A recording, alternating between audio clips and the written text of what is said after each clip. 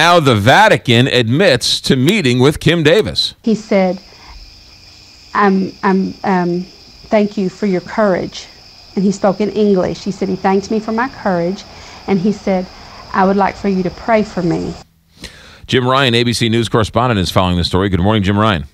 Morning, McGraw. Yeah, it was something that yesterday the Vatican didn't want to talk about, first not denying or not confirming, and then finally late in the day confirming that, in fact, this meeting took place during the Pope's visit last week to Washington. He met with Kim Davis and her husband at the Vatican embassy there in Washington before he flew to New York.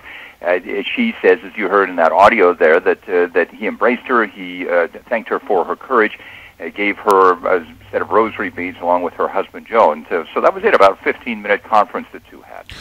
How much do we know about this? Was it a situation where lots of people have an audience with the Pope, but it seems like, Jim Ryan, she actually had a sit-down 15-minute meeting with him? Right, at the Pope's invitation. The planning for this happened about 10 days before the meeting happened, and she was invited up from Kentucky along with her husband Joe. She made the trip and actually had that meeting 10 days later. Do we have any idea why the Vatican denied it? Well, that's interesting as to why. You know, whether it's about the politics, and people who watch the Vatican very carefully say that the Pope wanted to keep it more as a personal meeting rather than a political meeting or something intended to stir up a lot of controversy around the country. Of course, it's done that anyway.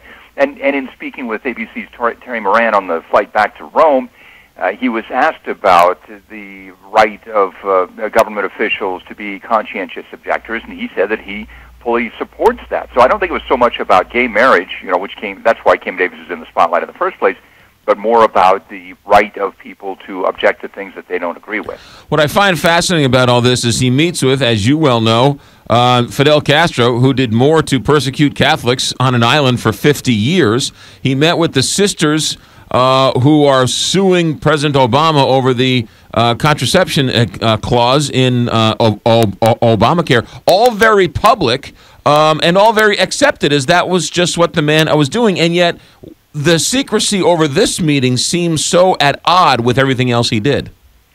Yeah, it is. I mean, he doesn't shy away from controversy and takes on subjects that are in the limelight politically and socially. And so, yeah, I think it's interesting that they have kept it so hush-hush. There were Vatican official photographs taken along with selfies that the Davises took with their cell phones. None of those images have yet been released, and presumably they will be at some point. Yeah. Any more fallout? Is the Vatican planning on saying anything else about this? No. I mean, they were fairly flat about that last night. Yes, the meeting happened. No, we're not going to say anything about it. They won't offer any details at all, and it's interesting to ponder why. Yeah, it really is. And Kim Davis, she was the one who actually released the story, right?